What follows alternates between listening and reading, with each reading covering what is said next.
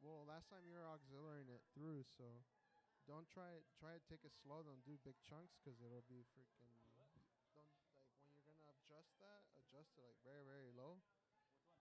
Which one? Well, they're already up. Well, let me go check the other box. We're just fixing up the audio real quickly. Hello? Wait, no, but that doesn't have anything to do with this audio. That one doesn't do anything to this. No, this is just processing from here. It's going on from here. So you'll take also you had this off, so maybe that was another reason why. Yeah, because it was on, and it doesn't have to be on. Oh, It's working. yeah, it's working. So depends how much you want to give it. Yo, test. That's fine. That's good enough. All right.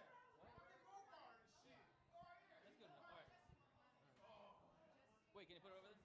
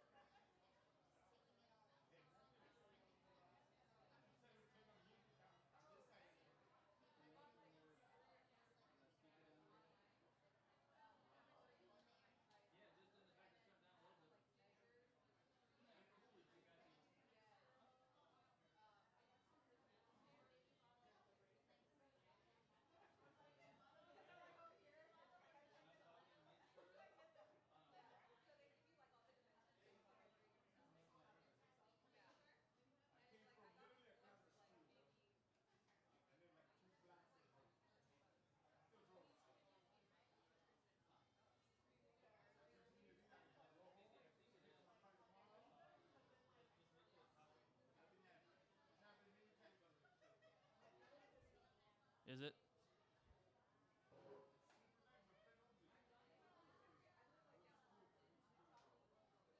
All right, everybody. Brenda, you ready? Brenda. Brian, you good? All right, everybody, how's it going? Welcome to the Nervous Ghost Press Open Mic, episode 11. This is Community Voices 2. And Community Voices is something we started last month. It's a really cool idea that was kind of decided on by everybody, where I'm not going to be the MC, I'm going to be the host. And someone from the community comes up and does the introductions, the talking, all the other cool stuff, the stories, and kind of makes the show theirs. It's a great way to involve everyone and also kind of give me a break. For everyone speaking and those not speaking, just remember there's a camera in front. You don't have to look at it, but it's going to YouTube, and it sees, I don't know, this much. So just say hi to everybody and enjoy yourselves. I think, okay. So as always, I'll open us up, and then I'll introduce our guest MC. This poem is called Do You Stand Where Your Words Fall? Do you stand where your words fall, heels dug in the sand, voice cracking, skin crawling at every boisterous command? Do you stand where your words fall, held and coddled by art, controlled by the voice in your head, not your heart? Do you stand where your words fall, proving your ancestors had cause, watching murder after murder, finally taking up arms? Do you stand where your words fall, with the bones buried beneath, where you took your first breath and you learned how to breathe? Do you stand where your words fall, listening to cries and their screams? Do you silently walk through the blood in the streets? Do you stand where your words fall, or make money off traumas, watching children pray to darkness, holding the dreams of their mamas? Do you stand where your words fall, while pretending to care, pretending to fight in a room with chilled air? Do you stand where your words fall? You know, the hype and the slogans. Are you tired of defending the system that's broken? Do you stand where your words fall, or will you continue to lie Will you continue to laugh while we continue to die? Do you stand where your words fall or sign checks for the dead? Keep the ruins decaying. It's just money to spend. Do you stand where your words fall? Will you do what you claim? Will you give up your seat and stop playing this game? Will you stand where your words fall or just motionlessly move back and forth without purpose, with nothing to prove? Do you stand where your words fall and experience hurt? Feel the fire in our chest and the strength of our words. Will you stand where your words fall? Is it something you fear? We've been standing for generations, and we are still here.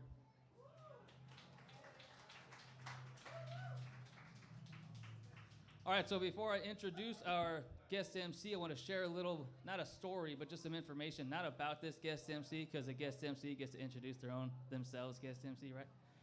And this is an individual in the kind of the writing world, the bigger writing world, the community that is growing and growing and growing after every message and post and event and reading and all these other things.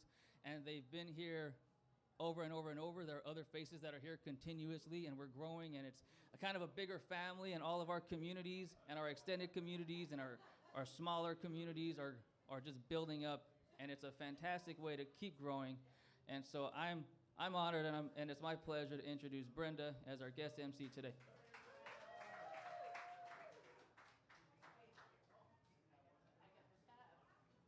Hey everyone, what's up? My name is Brenda Vaca, and I'm really happy to be here, really honored to be asked to guest MC Nervous Ghost Press Open Mic, Hey YouTube World. I'm from Whittier, so this is my closest open mic, which I love to come here month after month. Yes. Represent Southeast LA County, Tongvaland, Sehatna. And thank you, Matthew, for inviting me to be the co-host, guest MC for today. I will also share a poem to kick us off, and then I'm going to go ahead and invite our first speakers. This table right over here. I'm staring at you, yes. Tacos have arrived. Because we're not afraid. We're not afraid. Stand where your words fall. Love that rhythm. Love that rhyme. Okay, this one is called The Unearthing from my debut collection of poetry, Riot of Roses. You can find anywhere books are sold. You can get it directly from me. Get it directly from me. There's a wait list right now. This one's called The Unearthing. The unearthing is painful. The unearthing is deep. The unearthing is harder than you think.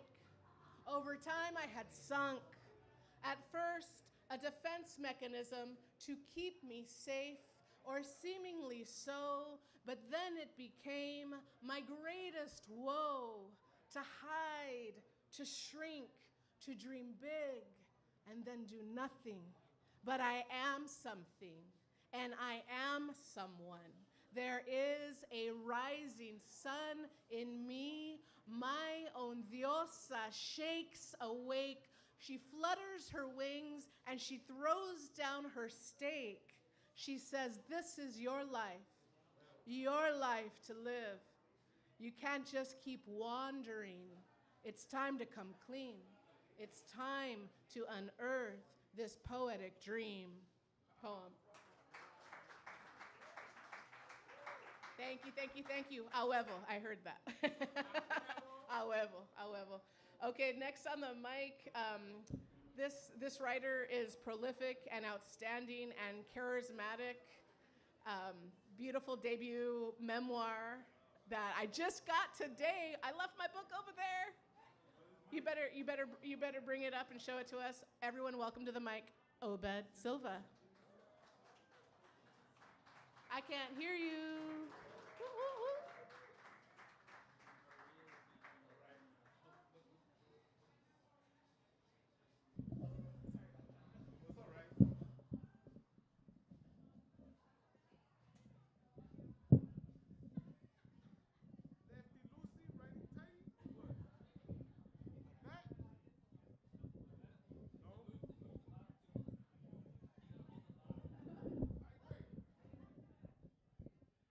Fucking YouTube and shit. Oh, wait.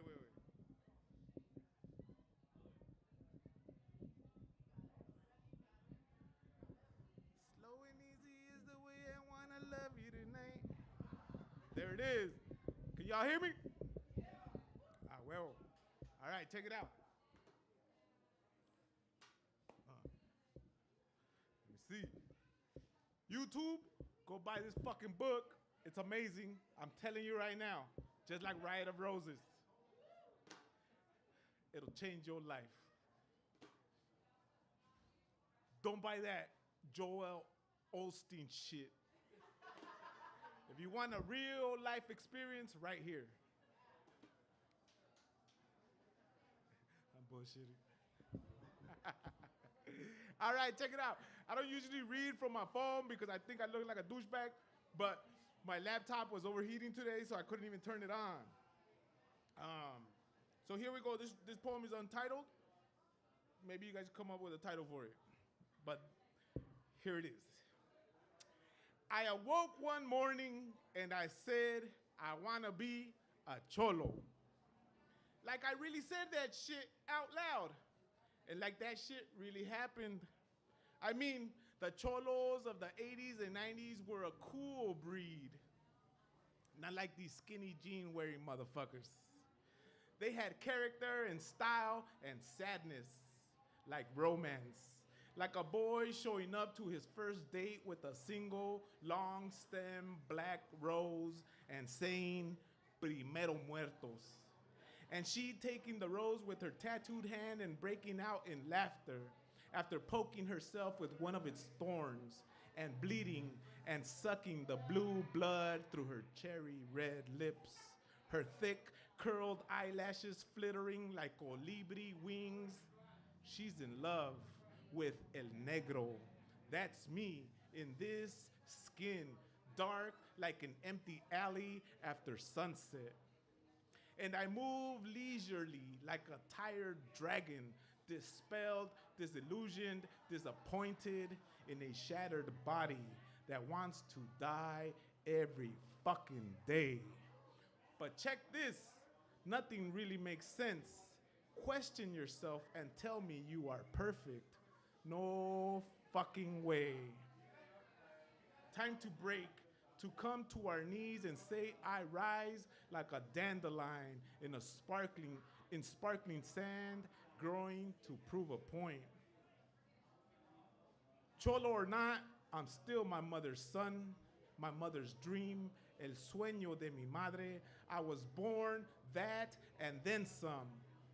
Mom said, hijo, I'll die for you. Tough and sharp like a samurai sword. Use that once on Instagram. A la verga. Writing rule 1, don't be redundant, but we say the same shit over and over. Like how mom said to me, I love you, son.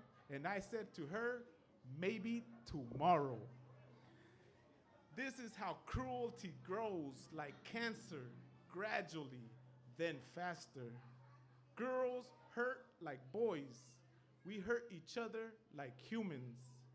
Everybody hurts. My body, my mind, my spirit. Sometimes the whole of me completely shuts down, off, nothing there, like pulling the plug. Mama, bring me back like Lazarus. Spawn me from between your legs and call me fucking king. Point at me and call me son. I was there in your arms, nestled in your nostrils, breath after breath, afloat like a dead fucking fish. I don't know from where genius is born, and I don't know living without pain. To cry is to die and be blessed at the same time. Hijo mío, this world is not for you, but it's the best I could do. Lo siento. Here are my tears and my life's work wrapped with grapevines. All for you, my son, to taste and consume like breast milk, squeeze and suck gently, the way a man nibbles on the earlobe of his beloved. My brain shivers with excitement. I can't walk, but I can listen. I wanted to be a cholo because I was tired of being ignored, passed up or crumbled and tossed aside. I awoke one morning and said, they will not do to me what they did to my mother. They will not do to me what they did to my grandmother. They will not take my dreams, and they will not make me build theirs. You see, I was not created to reside on the margins or to lay silent on a blank page. Motherfucker, I am the story. I am the plot, the climax, the protagonist, and the fucking hero of my own fucking tale. Every letter and word drips from my open wounds, my slashed veins, and crying eyes. All the drunk people in the back just turned around and said, "What the fuck was that?" Fucking alcoholics. Motherfuckers that didn't even come to the poetry or come here for poetry. They're like, "What? I'll make you turn." When I speak, I scream. That's what Tupac says. Here is the truth. All I ever wanted was for heavily outlined eyes to see me and say, "Ay, que guapo." In my khakis and Cortezes, I wanted to marry a chola who hides her breasts in a white slingshot and expresses her suffering through her tattooed tears, all the way down to her tilted neck, whereupon I can lay to rest my own suffering and close my eyes and tell myself that I've found purpose, that I'm saved, that I cannot die if I am loved by someone who's as shattered as me. Gracias. Thug life.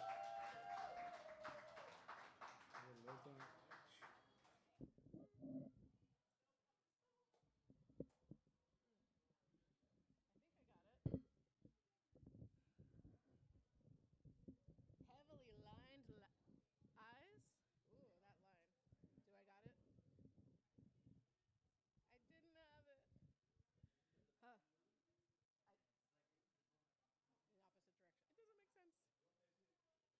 Everyone, grab this book. Grab this book. Obed Silva, The Death of My Father, the Pope. Thank you, Obed, for that realness. If you come to this open mic and Obed's here, you know you're going to hear realness. So thank you so much for sharing your heart, your story with us. Next on the mic is this beautiful educator, poet, poetess, poeta, Latina, indígena, Lorena, to the mic.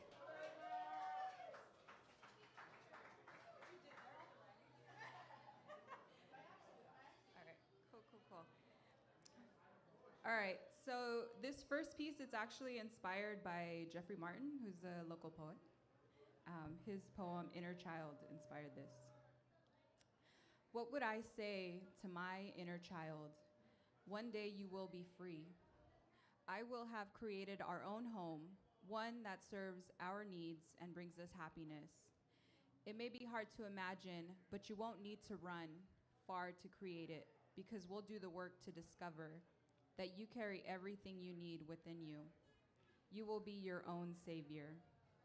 In therapy, I will cry through memories I thought I had forgotten, but they will come back as real as the moments you live them. I will revisit you and your suffering time and time again to realize your strength. I owe it all to you that we are here now. You will unlearn damage and grow in surprising ways. There will be many mistakes. Sometimes we'll recreate the pain that you are trying to escape, and that will be our ticket out. Together, we'll learn to co-conspire so that you can finally get away and I can finally dare to live for us. We will both be uncomfortable. We will both learn to laugh again. Although most of the plans you concocted from pain will flounder, one day you will live in gratitude and contentment, and that will make all the difference. Thank you.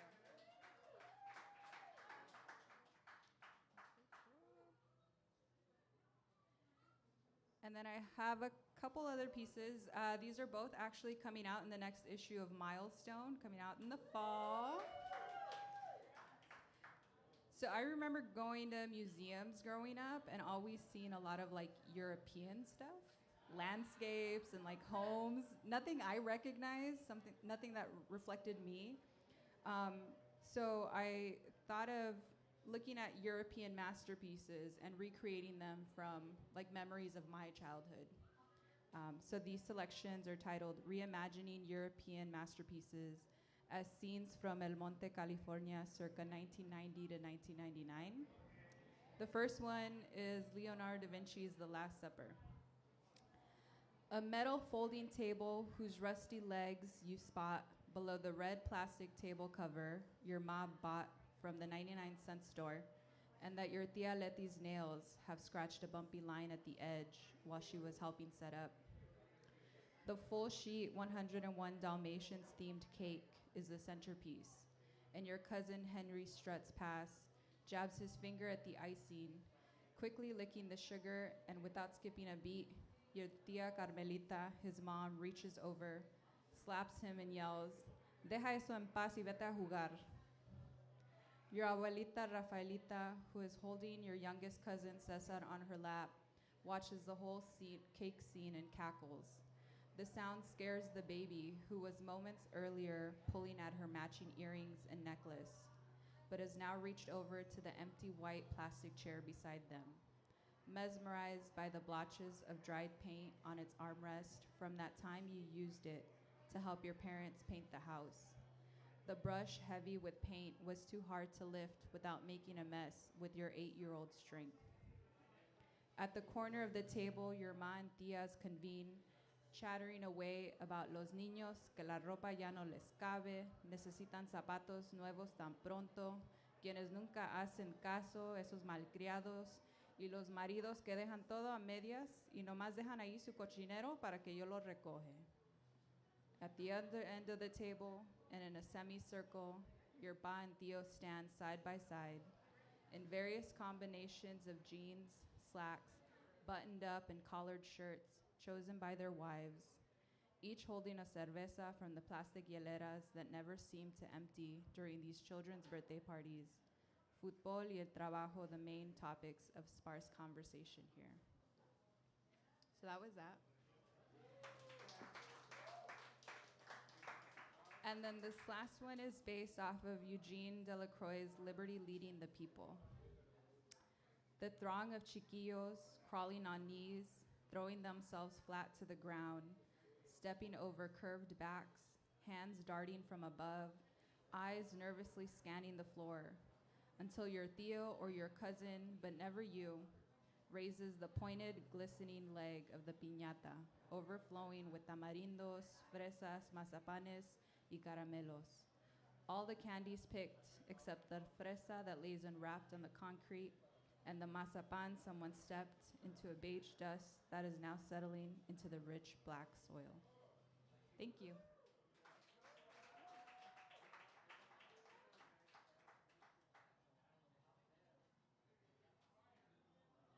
That was Lorena showing us some verbal masterpieces of the classics and in conversation. Thank you so much, Lorena, for sharing that beauty with us, those still lifes in word. Ms. B, are you ready? I should have told you we're on deck, but all the way from North Hollywood, NoHo. She wins the prize for coming the farthest for this open mic. And when I first saw this poet perform, when was this? 2-3 weeks ago? In Highland Park, just absolutely knocked my socks off. Depth and beauty, and just, you'll see. Everyone, welcome to the mic, Jennifer Baptiste.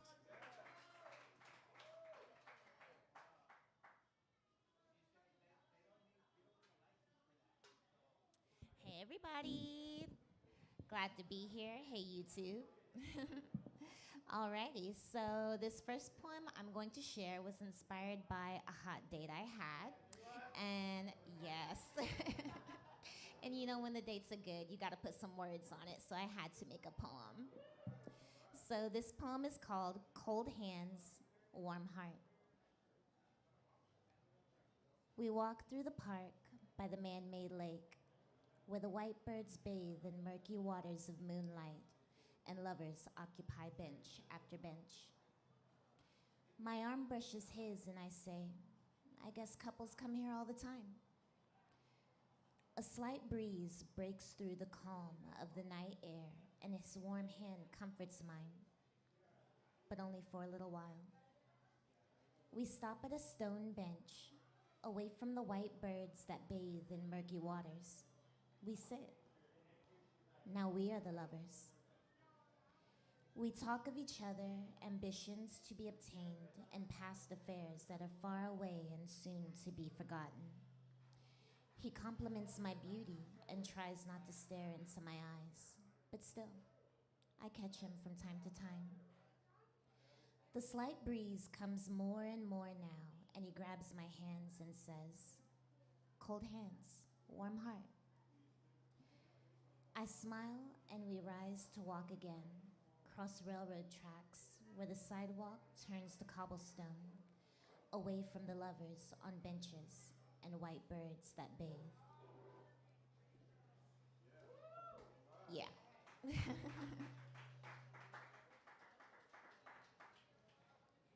So I've been sending out a lot of poems and picture books, trying to get published with different publications.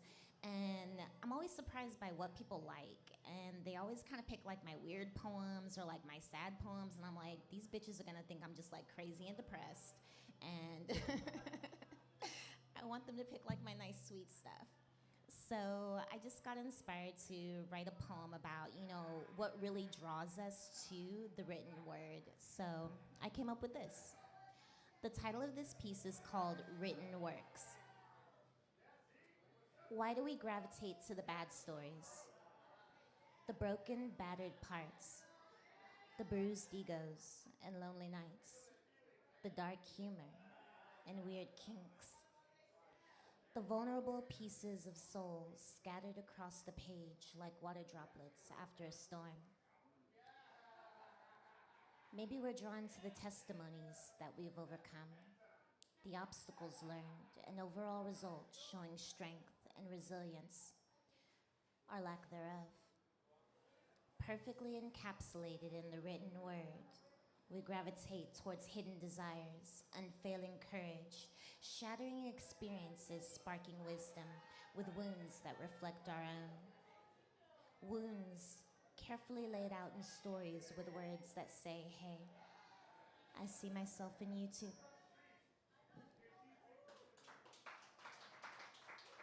Yeah, so that's all I got for y'all tonight. Thank you.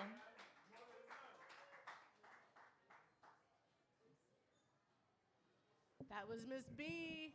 Much love, much love. Absolutely beautiful. I could just close my eyes and listen to Miss B reciting the poetry to all of us. These love poems and these just gorgeous, gorgeous words that you put together. Thank you so much for joining us and making it all the way out here. I said it was Tommy D was on deck, but I remembered that we have a new person with us, and his name is Oliver, and it's, I believe, his first time here, right? So everyone, welcome to the mic. Oliver, first time, much love. And while Oliver's making his way up here, if anyone at all out there in the crowd enjoying your tacos and your cerveza, if you would like to share a word, a palabra, hit me up, let me know, and I'll add you to our list.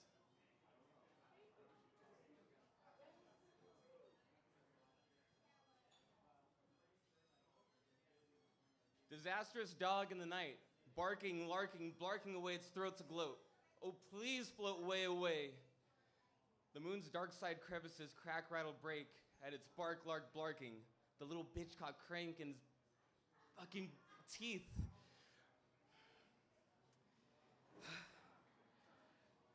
The little bitch caught crank in its bark, lark, blarking, blarking. Fuck. And that was called Feeding the Roses. It was a portrait on a dog that will not stop barking, and her name is Princess. I hate those little poodles, man. And the walker has Crocs on. Oh my God, tell me about it. Starbucks coffee in one hand. Hey, I work at Starbucks. All right, so hi YouTube, my name's Oliver. On Instagram, Ollie_surreality if anyone wants to connect. Any poets? First time out, great having this out here. I live in Pico, so this is like perfect. Yeah. I remember seeing you, Brenda, at Poetic LA a bunch of times. Yeah, and then I go to the Poetry Lounge too, so it's great being like next to home too, so that's awesome. I got one more piece, by the way. This one's called American Bore.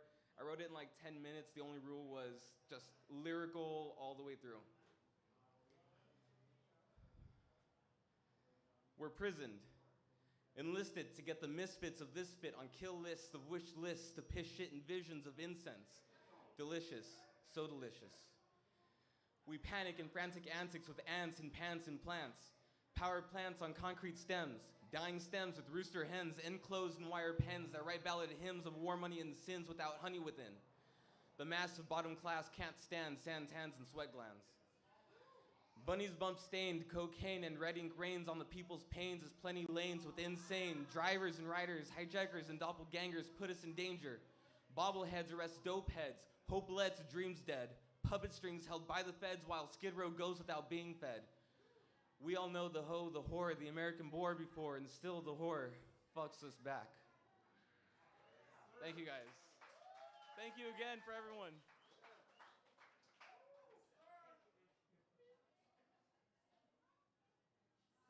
Everyone, that was Oliver. Heard the hell out of that last poem. Thank you so much for sharing with us. We got a couple of poets from the LBC joining us today. Who wants to go first? Rochambeau, you ready to go? All right, we got a wonderful poet in the house from the LBC. Battled the traffic to join us today. Everyone, welcome to the mic, Maria Duarte, with book in hand. Show it off, show it off. Thank you. All right. Hello. So I attended the CLI class, and this is the book that came out of it. Yeah, so this one is called Belonging.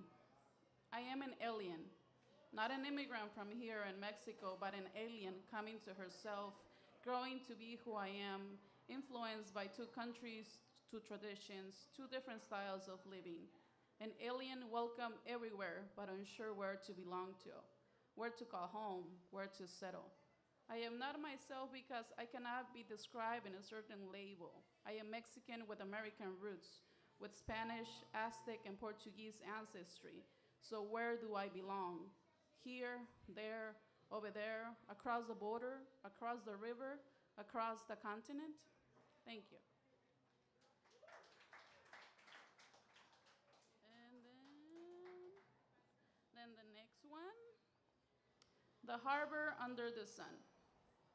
It was this memory that brought me to the shore that was everlasting lost in the subconscious of time, where there is no way back, only the one-way street to remember what was lost, and that is so vivid that cuts my skin like a knife scraping fish for ceviche. Thank you very much.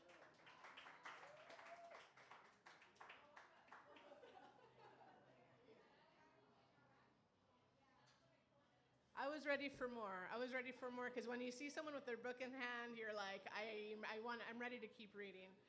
I love the line, across the river, across the continent. What a beautiful, powerful question. Thank you so much.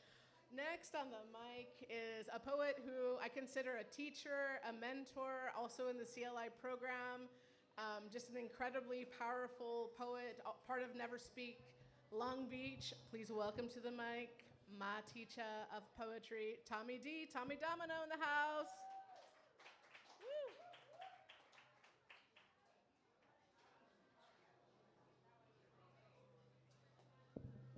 How y'all doing out there? Woo, that mic is hot. All right. It feels good to be here in the wonderful city of Pico Rivera, right down the street from Long Beach.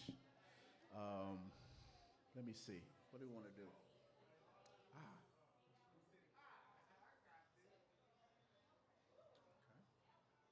I didn't bring my book, but I brought my workbook with me.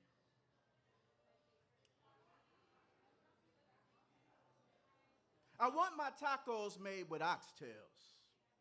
Mix my black-eyed peas with pintos. Chitlins with my tripas. Menudo with a side of mustard greens. Mix my tequila in Hennessy with my champurrado. A pint poncho with the kente pattern, a sombrero with a do-rag, a mariachi band with the djembe drummer. Every day, I awaken like it's Dia de los Muertos, remembering the ancestors I was torn from.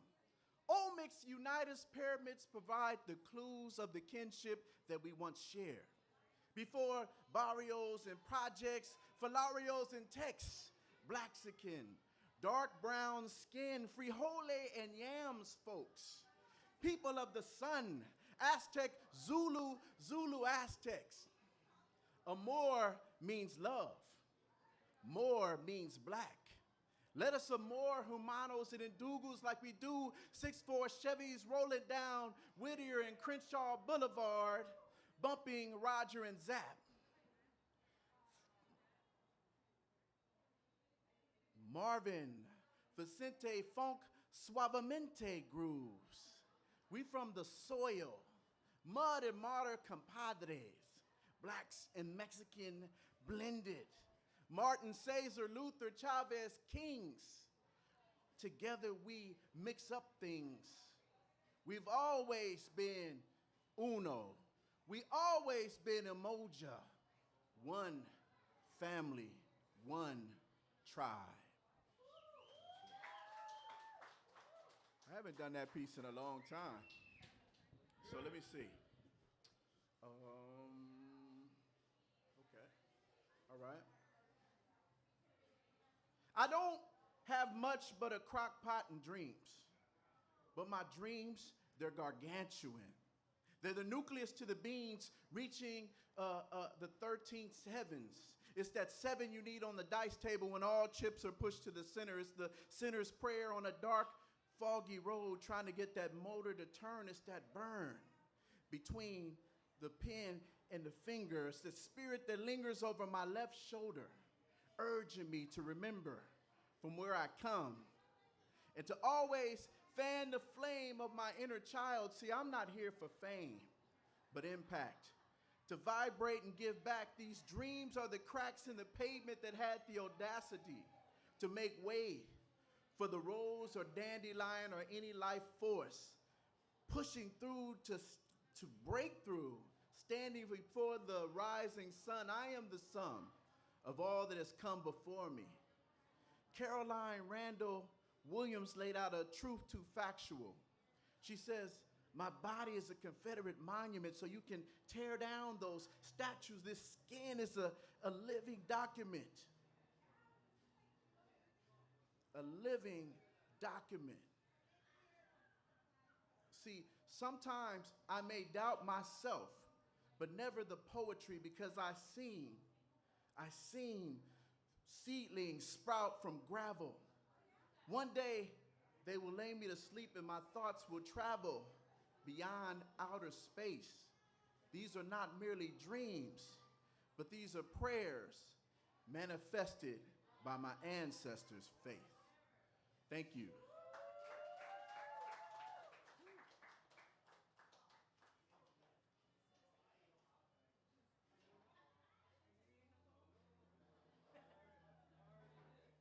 I think who? Oh, yay! Oh, and I'm obviously shorter than Tommy Domino. Here we go. Just a whole head difference. I mean, what can I say about the teacher? Tommy Domino. Whenever we would get together in our writing workshops, we would call it church because it always felt like we received just a word, a spiritual word of power and of transformation. And I'm so excited to see this poet that just walked into the room. And don't even get comfortable because we're going to call you right up right now. This is an outstanding poet, a writer of multiple books, teacher currently teaching with Beyond Baroque en Español, talleres en Español, poesía. Everyone, welcome to the mic, Lisbeth Koyman. I told you, don't get comfy. Uprising in the house.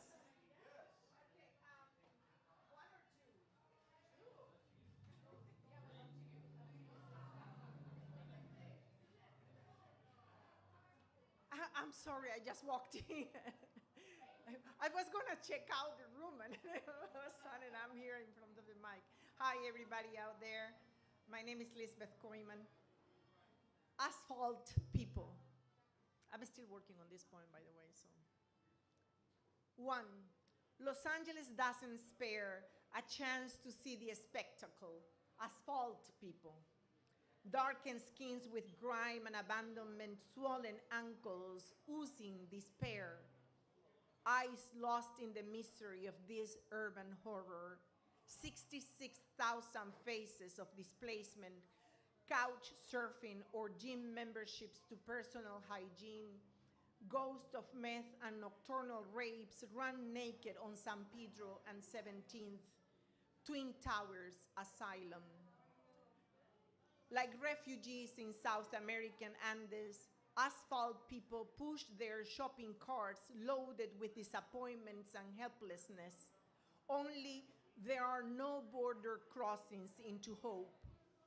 Asphalt people, refugees in their own homeland, no passports out of this nightmare. It takes a special kind of grit not to hear voices. Angry voices wanting the end of this schizophrenia of contradictions. Bugattis riding past homeless encampments. The delusion of democracy, the dissociation of an economy built on free labor. This psychosis of 400 years old strategies to keep people of color, women, physically and mentally disabled, seniors and trans women unhoused and excluded from the privilege, unbalanced and medicated, worse yet, intoxicated with the venom poured onto this concrete reality, amphetamines and alcohol. 2. Souls pawned to banks for a chance to live on borrowed safety, mortgages outliving occupants. Woman screams ungrateful for not praising her God. How dare an immigrant have what she has not achieved as a white American woman in her lifetime? For displaced immigrants, the expectation is to stay on the ground, paying rent punctually on 5% increments annually. When an individual suffering from mental disorders pulls herself together and claws her way out with only part-time jobs, they call her privilege, sanction her. 3. Displacement by gentrification. Properties flipped on the side of exploitation, young, unmelanated people calling themselves pink pilgrims. Gentrification doesn't happen without official complicity. Did you hear me back in the back of the room? Gentrification doesn't happen without official complicity. 4. They prefer to walk over or around schizophrenic unhoused neighbors on Figueroa, call them crazy, glue their fragmented soul with antipsychotics, glue their fragmented souls with antipsychotics. They don't need no medication. They don't need no mind control. They need meaningful work, decent pay. A paycheck at the end of the month feels mighty good and doesn't have side effects. Did you hear me well? A paycheck at the end of the month feels mighty good and doesn't have side effects. It's the only way out of the concrete jungle, cleanses the asphalt.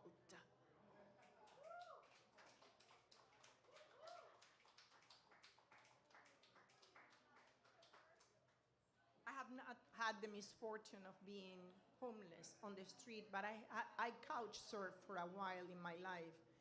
And today, along with other artists, We are homeowners providing low-income housing to low-income immigrants, Angelinos. And this is kind of funny and bitter. Another tone altogether.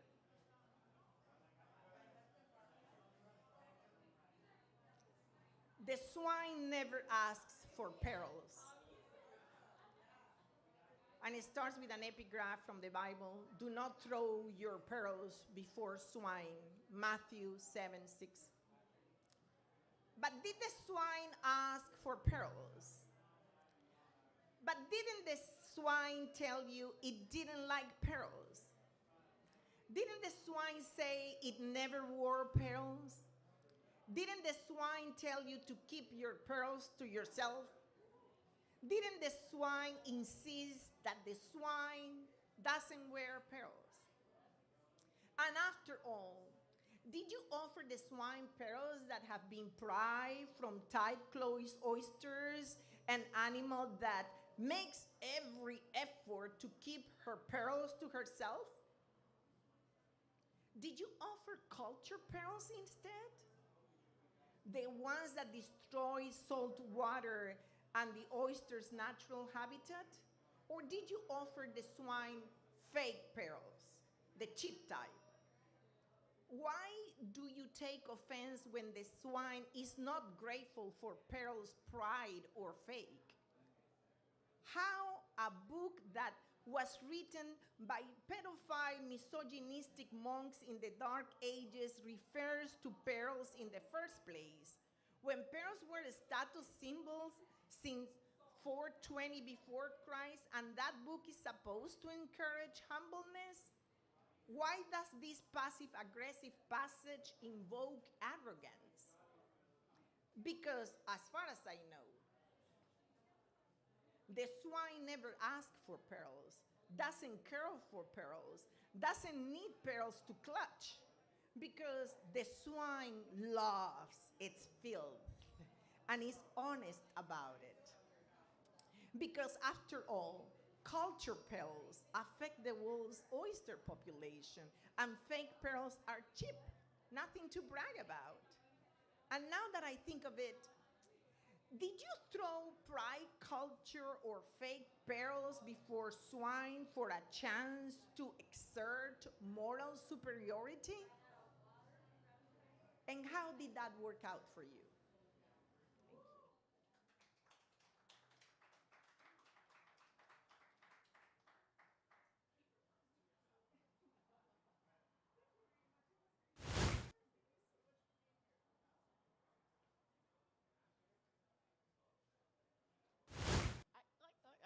I just told Elizabeth, keep your pearls to yourself. I love that line.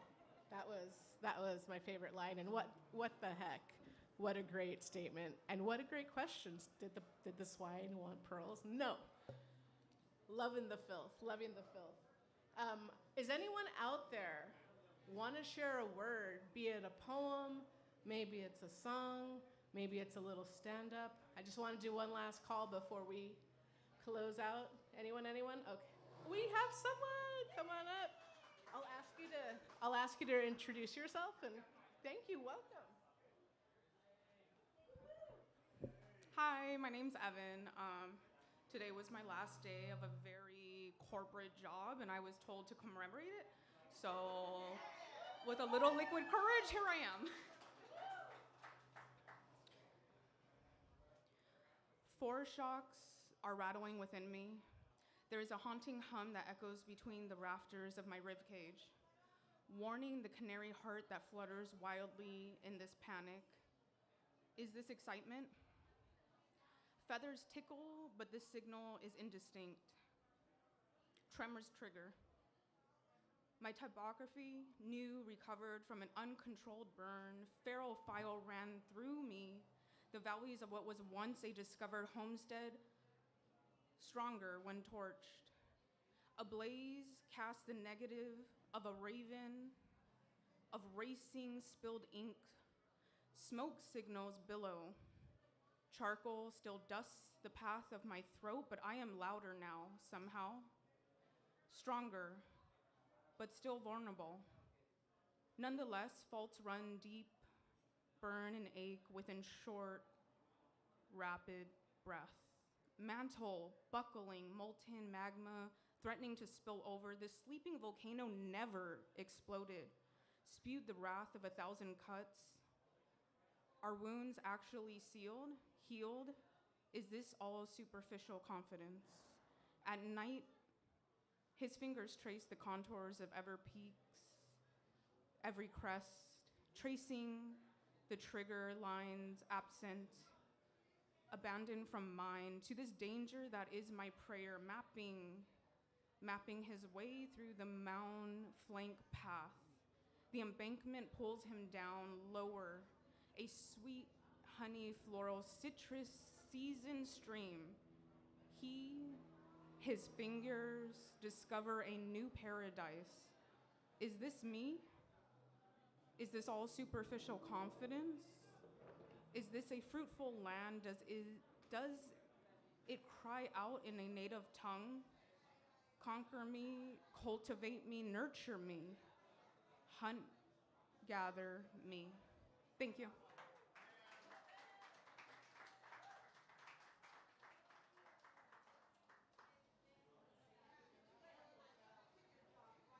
That was Evan on the mic. Thank you so much. The courage is real. The courage is flowing. Matthew Mejia, our host, isn't going to do a wrap-up, but I'm going to close one last poem. But I want to just thank everyone on YouTube World and out here at Brewjeria Pico Rivera. Thank you so much for being part of Nervous Ghost Press. We're here once a month. Follow on IG Nervous Ghost Press to keep up with when the next one is happening. But after all the beautiful poems that you all shared, the courage that it takes to come up here, I always like to read this poem as a dedication to poets. So hear these words. You helped me. You helped me remember poetry.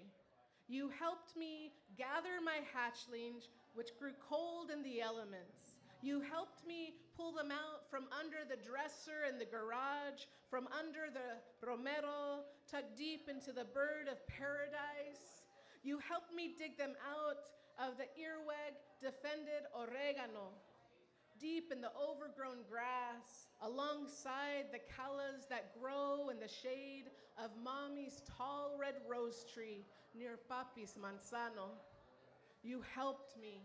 You helped me remember me in the beat that was a moment, that became a walk around the block, that became a meditation, that became communion with Madre Tierra, that became my ancestors whispering in my ear, we are still here. Todavía estamos aquí, in Tlili, in Tlapali. Thank you so much, poets. We'll see you at the next open mic.